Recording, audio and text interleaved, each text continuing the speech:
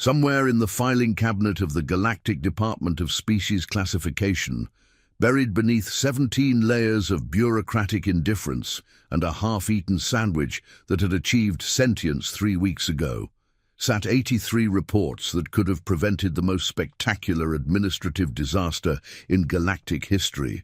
Zorthak Bumblebriz, Senior File Clerk 3rd Class, discovered them on a Tuesday, which is significant because Tuesdays on Rigel 7 are considered unlucky, and this particular Tuesday was about to become legendary for all the wrong reasons. "Oh, bollocks!" Zorthak exclaimed, his 6 eyes widening simultaneously as he pulled out report after report from what he had assumed was his emergency snack drawer. Each document bore the same terrifying header. Urgent warning. Species classification. Earth humans. Immediate attention required.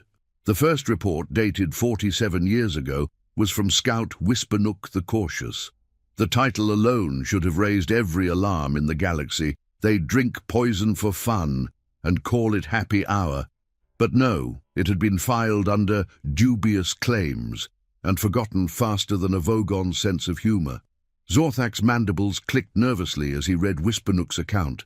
Observed human subjects consuming ethanol, a known toxin, in quantities that would kill most civilized species. When confronted, they invited me to join them and began a ritual called shots. I barely escaped with my liver intact. Recommendation: quarantine immediately. The second report was even worse. Agent Flibberty Gibbet the Methodical had documented humans voluntarily jumping off perfectly good cliffs with only an elastic cord attached to their ankles. They call it bungee jumping and claim it's recreational, the report stated. I witnessed a female human do this 17 times in one afternoon while laughing maniacally. Recommendation: classify as insane death cult. By report number 15, Zorthak was hyperventilating through his auxiliary breathing apparatus. Humans apparently kept creatures called cats as companions, despite the fact that these miniature predators showed clear signs of plotting their owner's demise. Report 23 described humans voluntarily entering gyms to lift heavy objects repeatedly for no apparent purpose other than to become exhausted and sweaty. "Commander Grumpwick!" Zorthak's voice cracked as he burst into his superior's office, clutching the reports like a man drowning in bureaucratic nightmares. "We have a situation." Commander Grumpwick, whose species had evolved from something resembling a cross between a walrus and a filing cabinet, looked up from his desk with the expression of someone whose day had just gotten significantly worse. "Bumblebriz, this better be good. I've got a headache from the Andromedan trade disputes, and my coffee tastes like it was filtered through a wormhole. Sir, I've found 83 reports about Earth humans that were never processed." Zorthak dumped the papers on Grumpwick's desk, causing several of them to flutter to the floor like bureaucratic butterflies of doom. Grumpwick's expression shifted from mild annoyance to the kind of dawning horror usually reserved for discovering your accountant has been embezzling your retirement fund. 83? But that's impossible. Our early warning system is foolproof. Apparently not, sir. Look at Report 67. Humans teach their young to fight by enrolling them in something called martial arts. Or Report 72. Witnessed humans deliberately consuming capsaicin, a chemical defense compound, for pleasure. They called it spicy food and asked for more. Grumpwick's tusks trembled as he read. By the great cosmic microwave background, Bumblebriz, do you realize what this means? We've been ignoring warnings about potentially the most dangerous species in the galaxy for decades. There's more, sir. Report 81 documents something called extreme ironing, where humans take laundry equipment to dangerous locations and press clothing while dangling from mountainsides. The observer couldn't determine if this was religious ritual, punishment, or recreational activity. Dune, the commander's office fell silent except for the gentle hum of the air recycling system and the distant sound of Grumpwick's worldview crumbling. Finally, he spoke. "Bumblebriz, I'm sending you to Earth. Personal reconnaissance." And for the love of all that's bureaucratically sacred, try not to die. The paperwork would be astronomical. 3 days later, Zorthak found himself in a shipping container bound for Earth, disguised as a particularly unusual-looking immigrant with a peculiar skin condition and an odd accent. The journey gave him time to review all 83 reports, each one more bewildering than the last. Report number 19 described humans who ran 26.2 miles voluntarily without being chased by predators or authorities. Report 44 documented a human ritual called karaoke, where individuals would publicly humiliate themselves by singing badly while intoxicated, and somehow this was considered entertainment. His ship landed in what the locals called New Jersey, which, according to report number 57, was a place so hostile that even the humans acknowledge its danger, yet continue to live there anyway. This did not fill Zorthak with confidence. His first encounter with humanity occurred exactly 17 minutes after landing, when he bumped into a small human female outside what appeared to be a recreational combat facility. She was approximately 73 Earth years old, had silver hair tied in a ponytail, and muscles that could have been sculpted by an enthusiastic asteroid belt. "Oh my stars!" she exclaimed, steadying Zorthak with a grip that could have crushed diamonds. "Are you all right, sweetie? You look like you've seen a ghost." I am fine," Zorthak stammered, trying to process the fact that this elderly human possessed the strength of a small construction vehicle. "Are you perhaps dangerous?" The human laughed, a sound that somehow managed to be both terrifying and reassuring. "Dangerous? Me? I'm just Brunhilde McGillicuddy, but everyone calls me Crusher. I coach the senior citizens rugby team." Zorthak's translator implant nearly short-circuited. Senior citizens? Rugby? You mean elderly humans engage in combat sports? Combat sports? Oh, honey, rugby isn't combat. Crusher laughed again, apparently oblivious to the contradiction. Combat is what we do on Fridays at the community center. Thursday is rugby, Friday is mixed martial arts, Saturday is competitive axe throwing, and Sunday is for recovery and light explosives handling. Light explosives handling? Zorthak felt his auxiliary hearts beginning to palpitate. "Oh yes, we help the local fireworks company test their products. Last week, Gladys accidentally created a new shade of blue while trying to make a simple sparkler. The chemical burn is healing nicely, see?" Crusher rolled up her sleeve to reveal what appeared to be a scar in the shape of a small constellation. Zorthak realized he was witnessing the exact phenomenon described in report number 64. Humans treat potentially fatal injuries as conversation starters and sources of pride. "Would you like to meet the rest of the team?" Crusher asked cheerfully. "We're having practice in a few minutes. Today we're working on our scrum technique against the younger team." "Younger team?" "Oh yes, the under-60s. They think they're tough." Crusher winked, and Zorthak was certain he could hear the sound of his own sanity leaving through the emergency exit. 20 minutes later, Zorthak found himself sitting on what humans called bleachers, watching 70-year-old humans tackle each other with the enthusiasm of antimatter colliding with matter. His attempts to apply standard diplomatic protocols had resulted in being invited to stay for what Crusher called the good stuff. "Magnificent!" shouted a male human who appeared to be constructed entirely of scar tissue and enthusiasm. "Absolutely magnificent! Did you see how Gertrude took down that youngster from the 65-year-old squad?"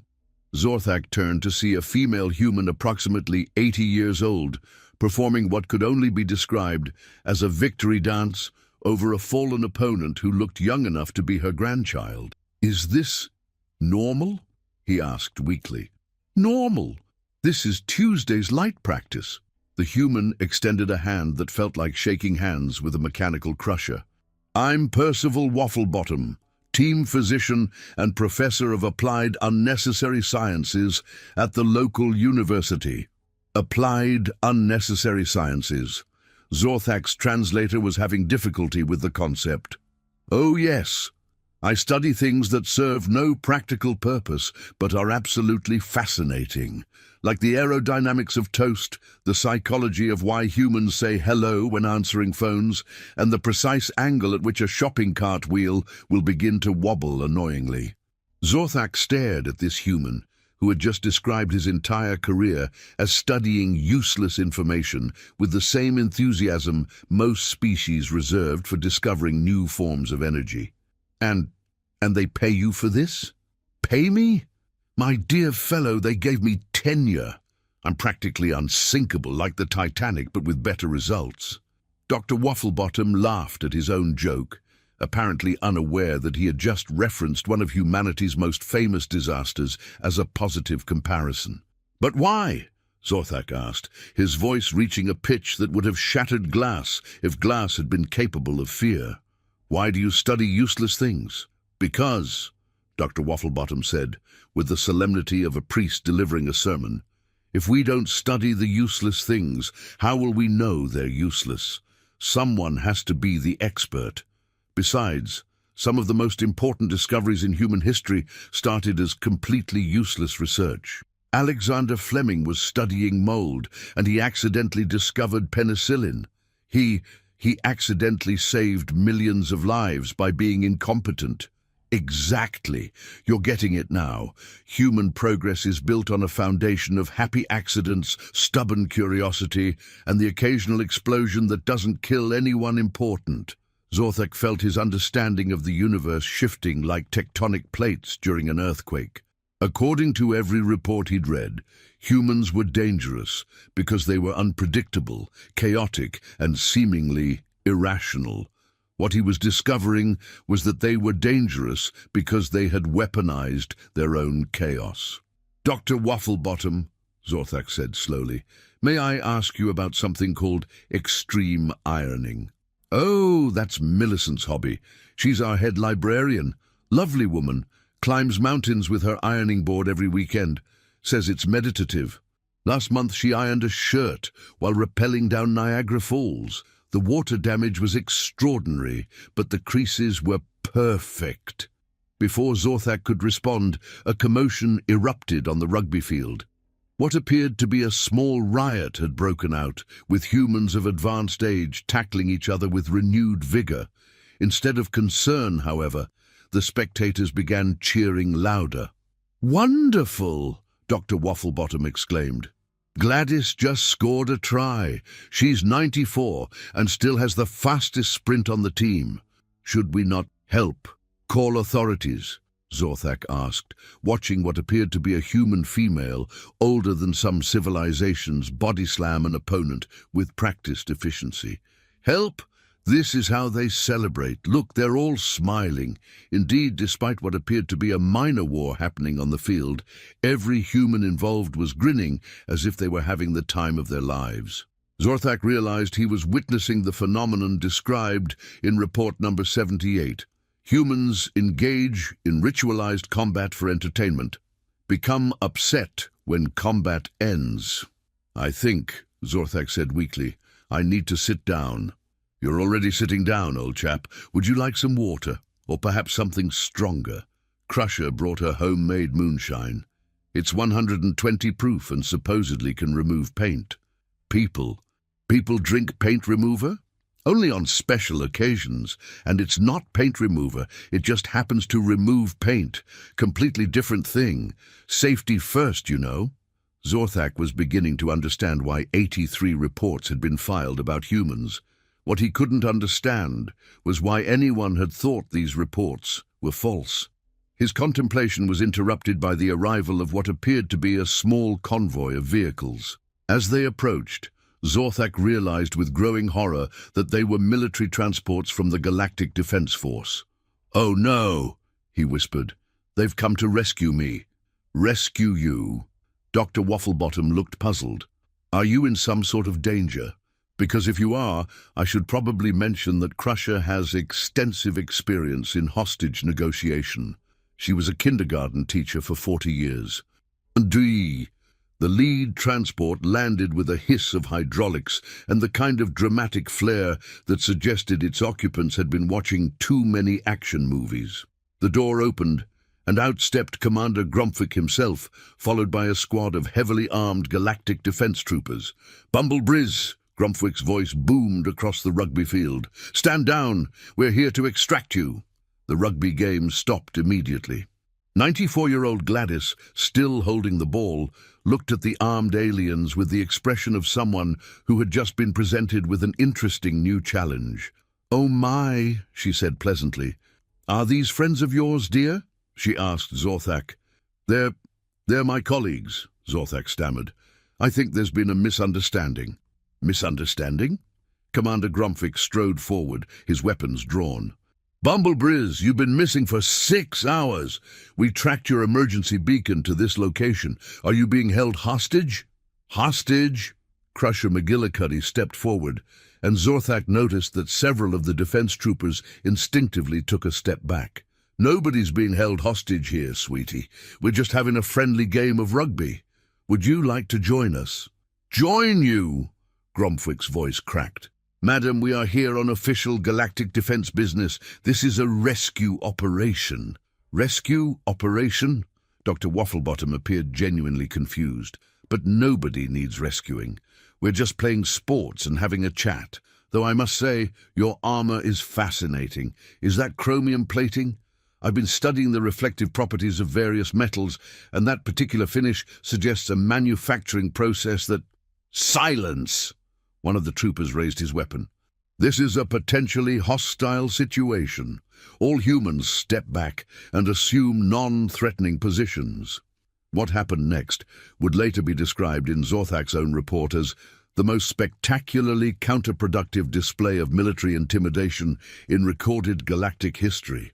Instead of backing down, the elderly humans began to gather around the armed aliens with the same expression of benevolent curiosity they might show to a lost puppy. Gladys, still holding her rugby ball, approached the trooper who had shouted and patted him gently on the arm. There, she said soothingly. "You seem very upset. Would you like some tea? I have some lovely Earl Grey in my thermos." What?" The trooper looked confused. "Ma'am, I am a trained military operative. I do not drink tea during combat operations." "Combat operations?" Gladys looked around at the rugby field, then back at the trooper. "Oh, you think this is combat? How adorable. No, dear, this is rugby. Combat is what we do on Fridays. This is just recreational violence." "Recreational violence?" Commander Grumpwick's voice reached a pitch that would have been impressive if it hadn't been so terrified. "Oh, yes," Crusher joined the conversation. "Rugby is just for fun. Combat training is more serious. We practice with actual weapons and everything. Would you like to see?" "No!" Zorthak jumped up from the bleachers. "Commander, please! These humans are not hostile. They're just different." "Different?" Grumpwick looked at the elderly humans who were now offering his armed soldiers sandwiches and asking technical questions about their equipment. "Bumblebriz, they're surrounding my troops with food." "It's called hospitality, sir. It's a human cultural practice." Cultural practice. Dr. Wafflebottom had somehow acquired one of the troopers' helmets and was examining it with scientific interest. "This is fascinating. The engineering is quite sophisticated. Do you mind if I ask about the communication systems? I'm working on a paper about the acoustic properties of enclosed spaces." "Give that back," the trooper demanded. "Of course." Dr. Wafflebottom handed the helmet back cheerfully. "I didn't mean to be rude. It's just that I rarely get to examine alien technology. Would you perhaps be interested in a cultural exchange? I could show you my laboratory." "Laboratory?" Commander Grumpwick's eyes narrowed. "What kind of laboratory?" "Oh, nothing dangerous. Just my research facility where I study unnecessary things.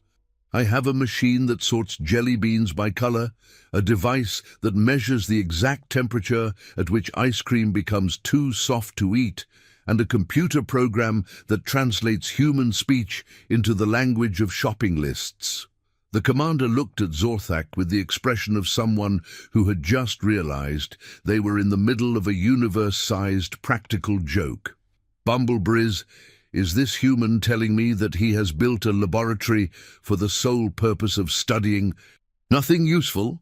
Yes, sir, and apparently his government pays him to do it. They encourage this behavior? They gave him tenure, sir. Commander Grumpwick sat down heavily on the bleachers.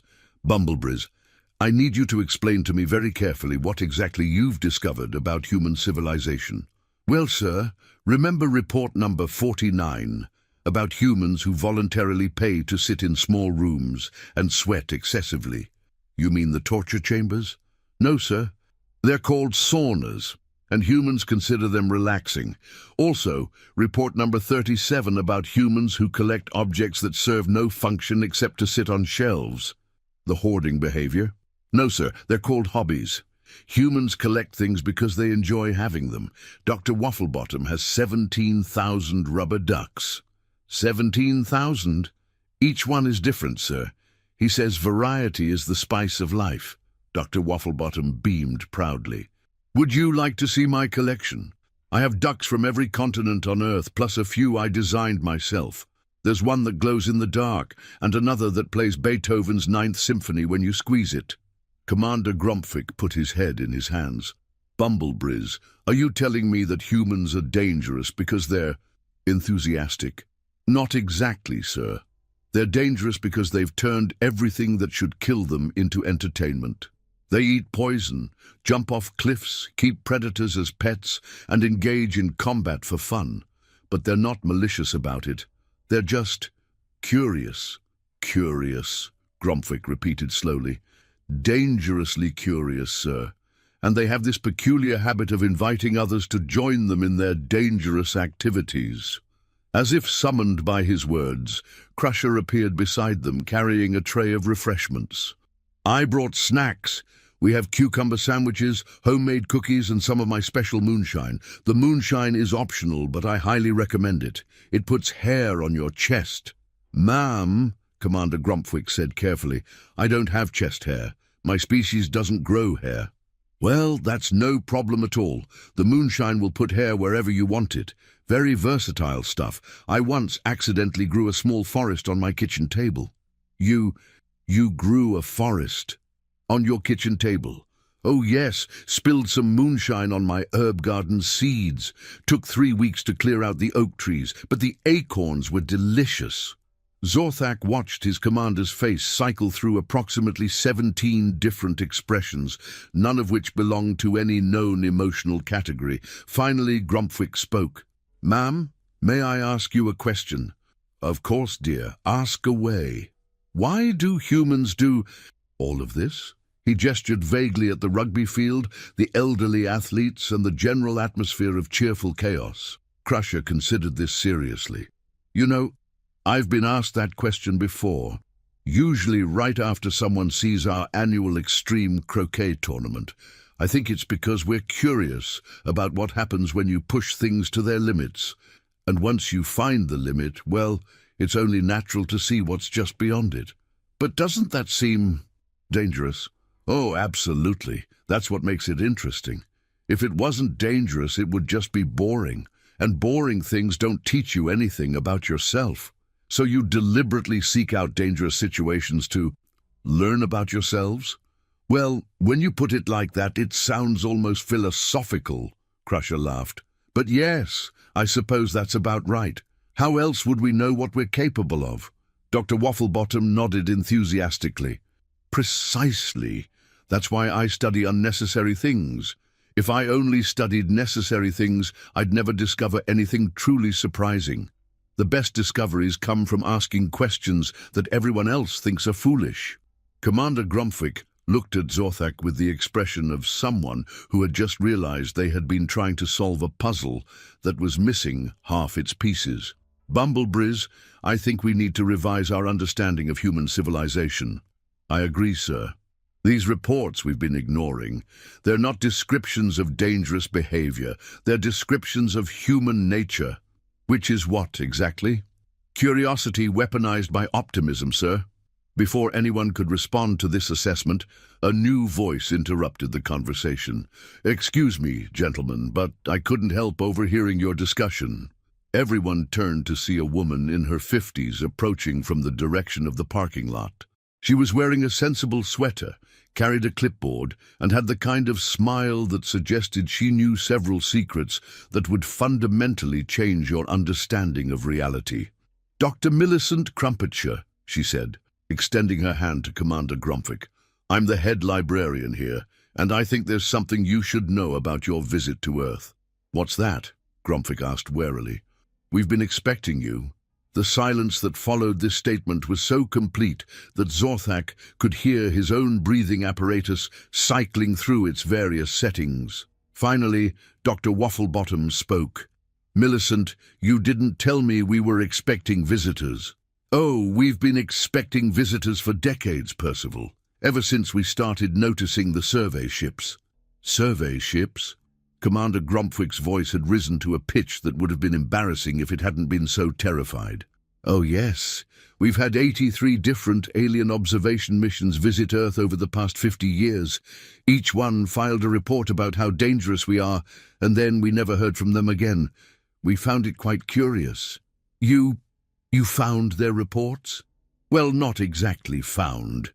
We intercepted them. Our communications technology is quite advanced, you know. We've been monitoring galactic communications for decades." Zorthak felt his understanding of the situation shifting like a planet being pulled into a new orbit. "You mean, you knew we were studying you?" "Of course, and we've been studying you right back. It's only polite to reciprocate research interest. We have extensive files on most known galactic species. Would you like to see them?" "Files?" Commander Gromfik's voice cracked completely. "You have files on US. Oh my, yes, quite comprehensive ones. We know about your mating rituals, your political systems, your favorite foods, your cultural taboos, and your tendency to classify things as dangerous when they're simply unfamiliar." Dr. Crumpetshire pulled out her clipboard and flipped through several pages. "Let's see. Commander Gromfik, you're from Rigel 7. You enjoy underwater basket weaving. You have a pet that resembles a cross between a hamster and a small explosion, and you're terrified of butterflies. How could you possibly know that? Your third in command, Lieutenant Flibbernaut, is quite chatty after a few drinks. He visited our planet last year disguised as a traveling salesman. Lovely fellow. Terrible at disguises. We had tea. Flibbernaut visited Earth. Oh yes, he's not the only one. We've had quite a few unofficial visits from your people. Most of them were just curious about humans after reading the reports. We always invite them to stay for dinner." Zorthak's mind was reeling. "Dr. Crumpetshire, are you saying that humans have been aware of galactic civilization this entire time?" "Well, not all humans. Just those of us involved in the extraterrestrial observation and integration project. We're a small but dedicated group. We meet every Thursday at the community center, right after the Senior Citizens Wrestling Club." "There's a wrestling club too?" Commander Gromfik asked weakly. "Oh yes, very popular. Gladys is the current champion in the over 90 division. She has a devastating finishing move called the arthritis grip." "But why?" Zorthak asked. "Why haven't you made contact officially?" Dr. Crumpetshire looked genuinely puzzled. "Well, we tried to. We sent 14 different diplomatic messages to the Galactic Council over the past 20 years. Each time, we received an automated response saying our planet was classified as too dangerous for contact and that all communication attempts would be ignored. So you just kept trying?" "Of course. That's what humans do when told something is impossible. We find it irresistible. The more you tell us not to do something, the more determined we become to do it anyway." Commander Gromfik looked at his troops, who were now sitting in a circle with the elderly humans, sharing stories and examining each other's equipment with mutual curiosity. "Dr. Crumpetshire, may I ask you something?" "Certainly. Are humans actually dangerous?" Dr. Crumpetshire considered this carefully. "Well, that depends on what you mean by dangerous. Are we likely to invade your planets and enslave your populations?" "Absolutely not." "Are we likely to visit your planets and ask awkward questions about your social customs while offering to share our technology and cultural practices?" "Absolutely." That's what you consider dangerous? To a species that values predictability and order?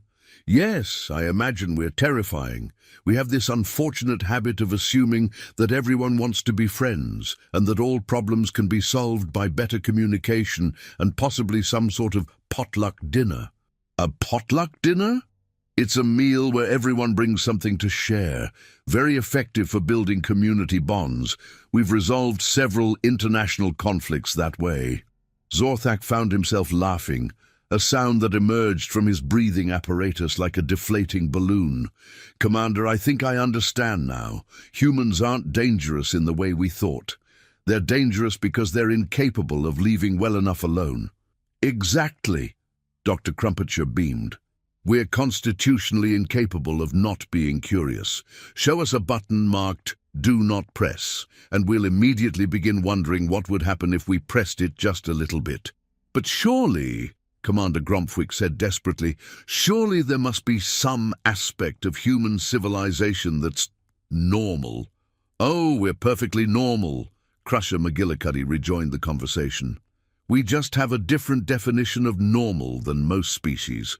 For instance, we think it's perfectly normal to keep dangerous animals as companions, to voluntarily experience controlled explosions for entertainment, and to dedicate enormous resources to answering questions like, what would happen if we put wheels on a suitcase? Those are all real things humans have done. Oh yes, pets, fireworks, and wheeled luggage, all considered major innovations in human society. Dr. Wafflebottom appeared, now wearing what appeared to be a galactic defense helmet decorated with small rubber ducks. I've been having the most fascinating conversation with your Lieutenant Zingleberry. Did you know that his species communicates through interpretive dance? I've been teaching him the Charleston. The Charleston? It's a human dance from the 1920s, very energetic.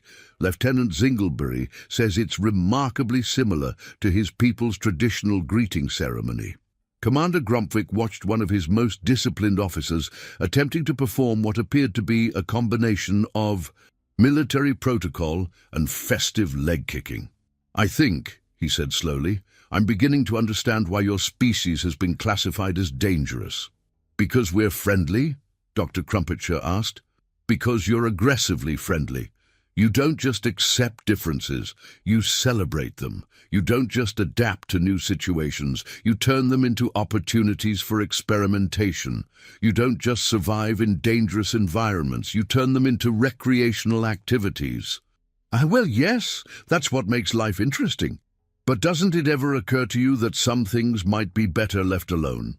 The humans exchanged glances, and Zorthak realized he was witnessing a moment of genuine human confusion.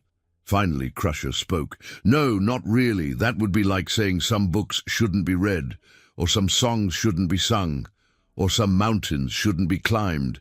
Where's the fun in that? The fun? Well, yes, life is supposed to be fun. Otherwise, what's the point? Commander Gromfwick sat down heavily on the bleachers again. Bumblebriz, I need to ask you something, and I need you to be completely honest. Yes, sir?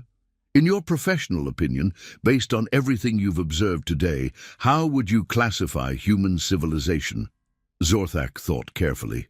Sir, I think humans represent a completely new category of species. They're not dangerous in the traditional sense, but they're potentially the most disruptive force in the galaxy. How so? They make everything they touch more interesting, sir, and interesting things are unpredictable. And unpredictable things are, by definition, dangerous to any system that depends on predictability. Dr. Crumpetshire nodded approvingly. That's a very thoughtful analysis. We've actually been working on a paper about that very phenomenon. We call it the principle of constructive chaos. Constructive chaos. The idea that disorder can lead to innovation, and innovation can lead to improvement.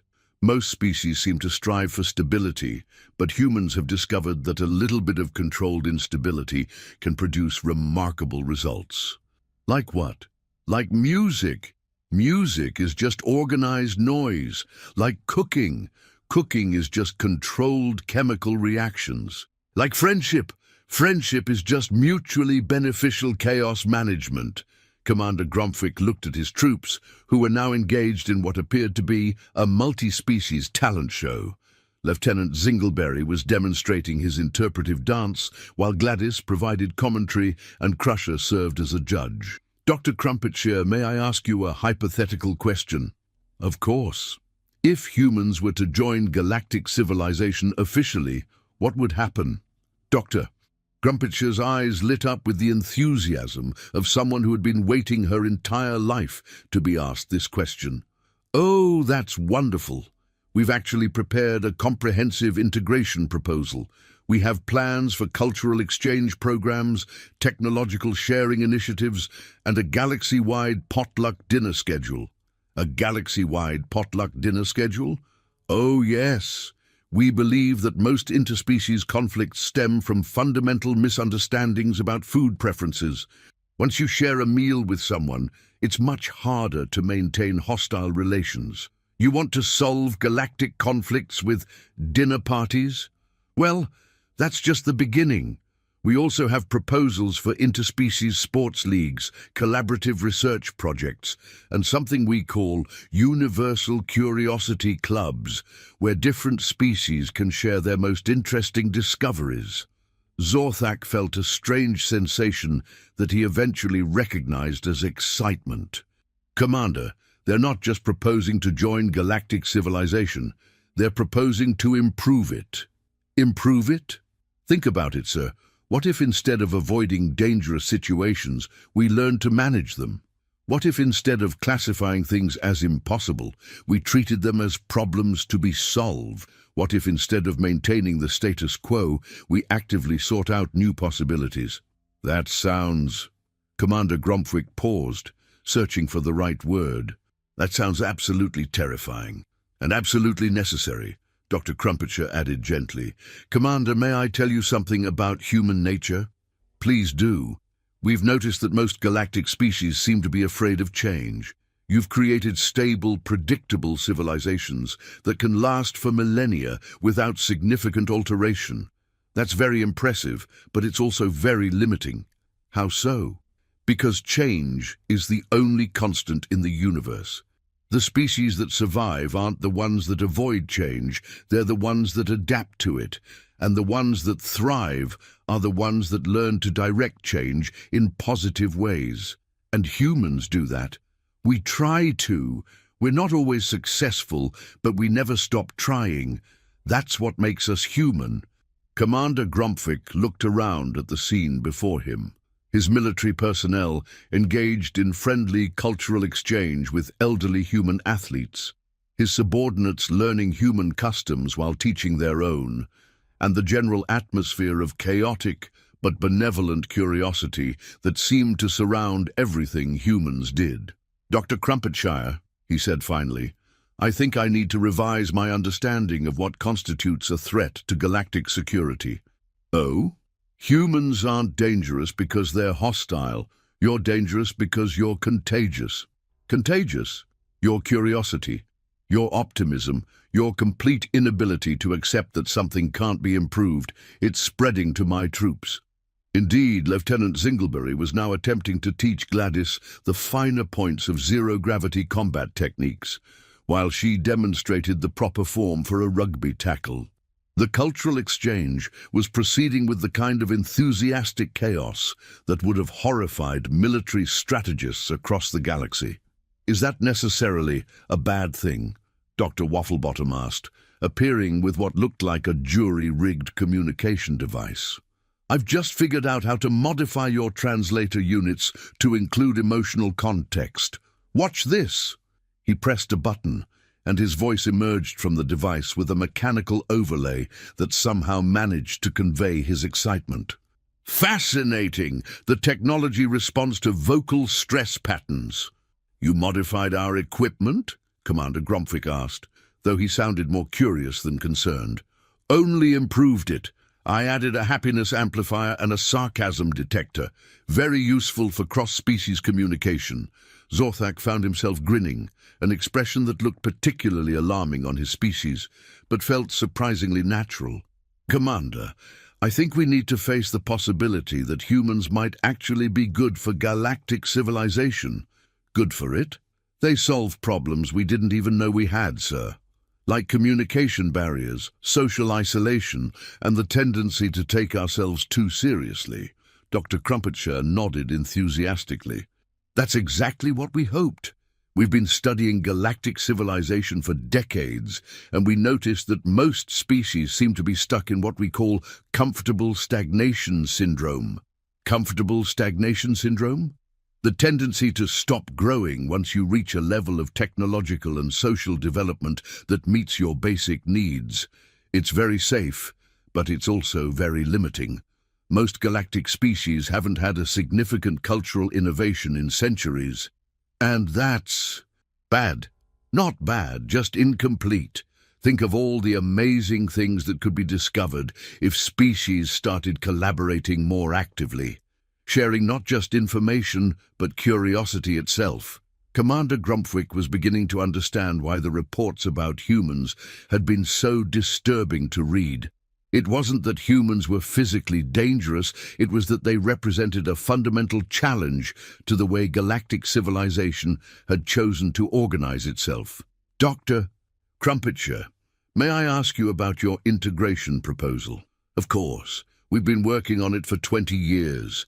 We call it the Universal Friendship and Mutual Improvement Initiative, though Crusher thinks we should call it Let's All Hang Out and See What Happens. I like Crusher's version better, Zorthak admitted. It's more honest. What exactly would this initiative involve? Commander Grumpwick asked. Well, we'd start with small-scale cultural exchanges. Nothing threatening. Just opportunities for different species to spend time together and learn from each other. We could establish exchange programs, collaborative research projects, and regular social gatherings. Social gatherings? Like tonight. We're having a community barbecue at 7 o'clock. Everyone's invited. We'll have food from 17 different Earth cultures, and Dr. Wafflebottom is bringing his homemade fireworks. Fireworks? Commander Grumpwick's voice cracked again.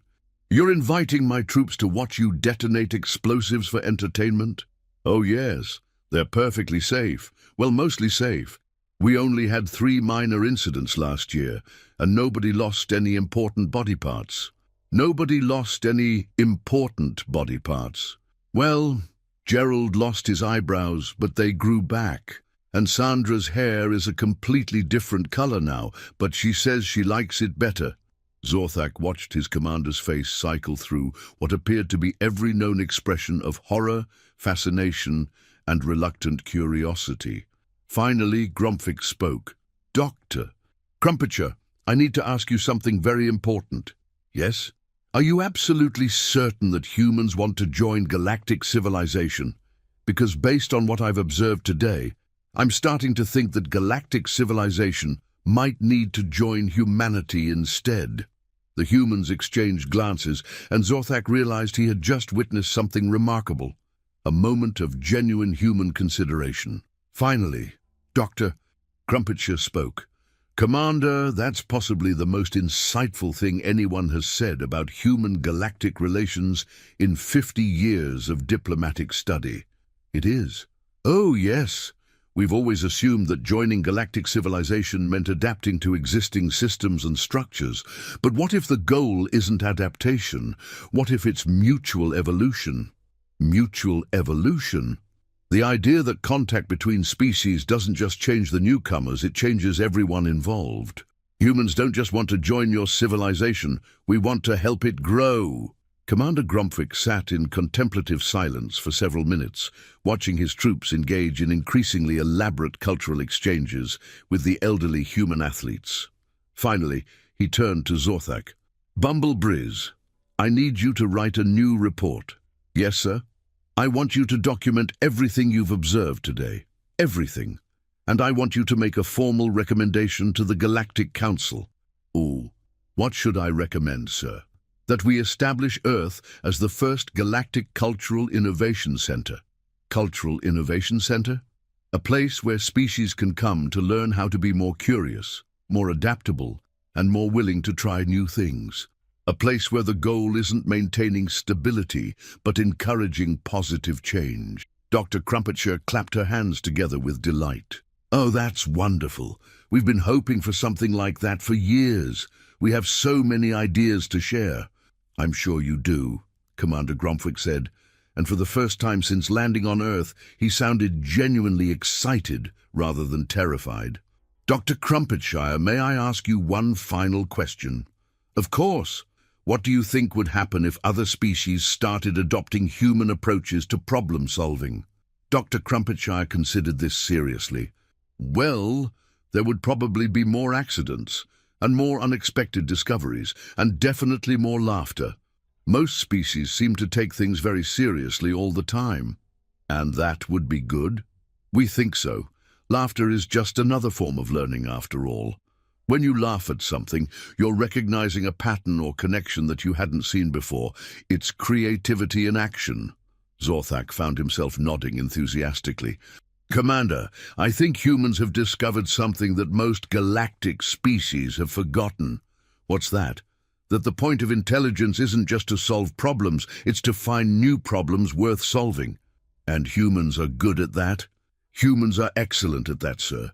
They've turned problem-finding into an art form. Dr. Wafflebottom reappeared, now wearing what appeared to be a hybrid of galactic defense armor and a rugby uniform. I've just had the most marvelous idea. What if we established an interspecies research Olympics? Different species could compete to solve the most interesting useless problems. Useless problems. Problems that don't have any immediate practical application, but might lead to unexpected discoveries, like determining the optimal trajectory for throwing a rubber duck, or calculating the exact amount of cheese required to make any sandwich 15% more delicious. Commander Gromfwick looked at Zorthak with an expression of dawning comprehension. Bumblebriz, I think I finally understand what makes humans so dangerous. What's that, sir? They've figured out how to have fun with everything, including things that should be serious. And having fun with something makes you approach it differently, more creatively, more openly. And that leads to better solutions. Not just better solutions, more solutions. They generate more possibilities than anyone else because they're willing to try things that other species would dismiss as ridiculous. Dr. Crumpetshire beamed. Exactly. We've discovered that the best way to solve any problem is to first make it interesting. Once something is interesting, people become naturally motivated to work on it. But how do you make everything interesting? You ask better questions.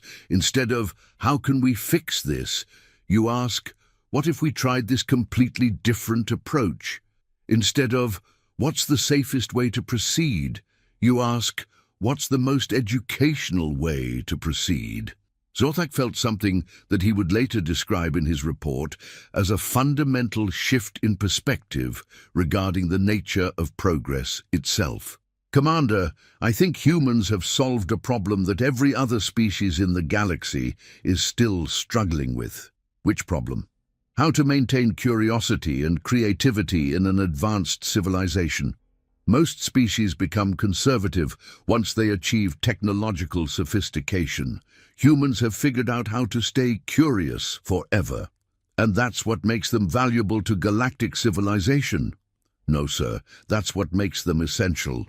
Commander Gromfwick stood up and brushed off his uniform with the air of someone who had just made a decision that would change the course of history. Dr. Crumpetshire, I have a proposal for you. Oh? Instead of waiting for the Galactic Council to approve your integration request, what if we started with an informal pilot program? What kind of pilot program? Cultural exchange officers, humans who would be willing to visit other worlds and share your approaches to problem solving. In return, we'd send representatives from other species to Earth to learn your methods firsthand. Dr. Crumpetshire's eyes lit up with the kind of enthusiasm typically reserved for major scientific breakthroughs. Oh, that's brilliant! We could start with volunteers from the university. Dr. Wafflebottom knows at least 30 professors who would jump at the chance to study alien civilizations. And I know several species who could benefit from human creativity, Commander Grumpwick admitted. The Andromedan trade disputes, for instance. They've been arguing about tariff structures for 3 centuries. They could probably use some fresh perspectives. What kind of trade disputes? Crusher asked, joining the conversation. Oh, incredibly boring stuff. Regulations about the proper classification of imported goods, taxation rates for interstellar commerce, bureaucratic procedures for customs documentation. That doesn't sound boring at all, Crusher exclaimed. That sounds like a puzzle. I love puzzles. Have they tried turning it into a game? Game? Sure. Competition makes everything more interesting. What if they held quarterly trade Olympics where different systems compete to create the most efficient and fair trade policies? Winners get bragging rights and preferential trading status. Commander Grumpwick stared at her. You just proposed a solution to a 300-year-old conflict in less than 30 seconds. Oh, it probably needs more work than that, but the basic idea is sound. People work harder on things they enjoy working on. Make the trade negotiations fun, and you'll get better trade agreements. Zorthak began laughing again, the sound echoing across the rugby field like a deflating balloon orchestra. Commander, I think we've just witnessed the most important diplomatic breakthrough in galactic history. How so? Humans don't just solve problems differently. They redefine what constitutes a problem worth solving. Instead of asking, how do we end this conflict, they ask, how do we make this conflict more interesting for everyone involved? Dr. Crumpetshire nodded enthusiastically. Exactly. Most conflicts are really just communication problems disguised as resource disputes. Once you improve the communication, the resource issues often resolve themselves. And humans are good at improving communication. We're obsessed with improving communication. We have 17 different academic disciplines dedicated to studying how people talk to each other, plus thousands of amateur enthusiasts who treat conversation as a hobby. Commander Grumpwick looked around at his troops, who were now engaged in what appeared to be a multilingual singing competition with the beer. Elderly humans. The sound was indescribable but undeniably joyful. Dr. Crumpetshire, he said, I think your species might be exactly what galactic civilization has been missing. What do you mean? Purpose, direction, the sense that there are still new things to discover and better ways to do things. We've been doing the same way for centuries. Oh, there are always better ways to do things. You just have to be willing to experiment. And failure is just another form of data collection. You see failure as data collection? Of course, every failure teaches you something about what doesn't work, which gets you closer to figuring out what does work. Edison failed thousands of times before he invented the light bulb, but each failure eliminated one more wrong approach. Zorthak felt his worldview completing what could only be described as a full revolution. Commander, humans have solved the fundamental problem of progress, which is, they've figured out how to fail successfully. Most species avoid failure so carefully that they never discover anything new. Humans treat failure as a necessary part of the learning process. That's actually quite profound. And quite practical, Doctor. Wafflebottom added, appearing with what looked like a functioning interspecies communication device built from rugby equipment and alien technology. I've just created a universal translator that works through interpretive dance. It's completely useless for normal conversation, but it might be perfect for species that communicate non-verbally. You built that in the last 20 minutes. Oh, yes. I had 17 previous failures to build on. Each failure taught me something new about the relationship between movement and meaning. Commander Grumpwick looked at Zorthak with an expression of someone who had just realized they had been thinking about everything wrong for their entire career. Bumblebriz, I think we need to completely revise our approach to galactic administration. How so, sir? We've been trying to prevent problems instead of learning from them. We've been maintaining systems instead of improving them. We've been avoiding risks instead of managing them. And humans do all of those things differently? Humans do all of those things better. They've turned problem-solving into a collaborative art form. Doctor. Crumpetshire smiled with the satisfaction of someone whose life's work had just been validated by alien military officials. Commander, would you like to stay for the barbecue? We're planning to demonstrate some traditional human problem-solving techniques, including competitive cooking and collaborative storytelling. Competitive cooking? Everyone tries to make the best dish using randomly assigned ingredients. It's like engineering, but edible. And collaborative storytelling is where everyone contributes to the same story, so you never know what's going to happen next. That sounds... Commander Gromfwick paused, searching for the right word. That sounds like exactly the kind of thing galactic civilization needs more of. Unpredictability. Creative unpredictability. Controlled chaos. Innovation disguised as entertainment. Zorthak stood up and straightened his disguise, which had become somewhat disheveled during the cultural exchange. Commander, I think I know how to write my report. Oh? I'm going to recommend that the Galactic Council establish a new classification for species like humans. What kind of classification? Essential chaos agents. Species whose primary contribution to galactic civilization is their ability to prevent other species from becoming too comfortable with the status quo. Dr. Crumpetshire clapped her hands together delightedly. Oh, I love that. Can we put it on our business cards? You want business cards that say essential chaos agents? Well, it's better than our current cards, which just say humanity, we mean well, although those have been quite popular at academic conferences. Commander Gromfwick looked around one final time at the scene of controlled chaos that had somehow transformed a military rescue operation into a cross-cultural celebration of curiosity and friendship. His troops were laughing, learning, and apparently having the time of their lives while engaged in activities that would have been considered impossible according to standard military protocol. Dr. Crumpetshire, he said finally, I think this has been the most educational day of my entire military career. Oh, wonderful. What have you learned? That the most dangerous thing in the galaxy isn't hostile aliens or cosmic disasters or bureaucratic incompetence. What is it? The possibility that we've been doing everything wrong for centuries and that there might actually be better ways to live, work, and relate to each other. And that's dangerous? It's terrifying and absolutely necessary, and probably the best thing that could happen to galactic civilization.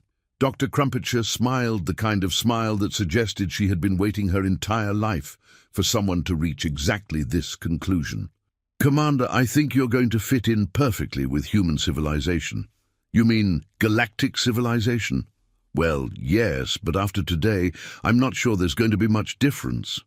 As the sun began to set over the rugby field, Zorthak realized he was witnessing the end of one era and the beginning of another.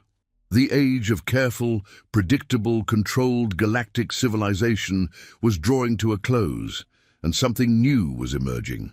An age of collaborative curiosity, creative problem-solving, and the revolutionary idea that the point of intelligence wasn't just survival, but thriving. And at the center of it all were humans who had somehow managed to turn their greatest weakness into their greatest strength, and whose most dangerous characteristic was their complete inability to accept that anything was impossible. The 83 reports had been right about one thing. Humans were indeed dangerous to galactic civilization as it currently existed. They were dangerous because they were going to make it infinitely better.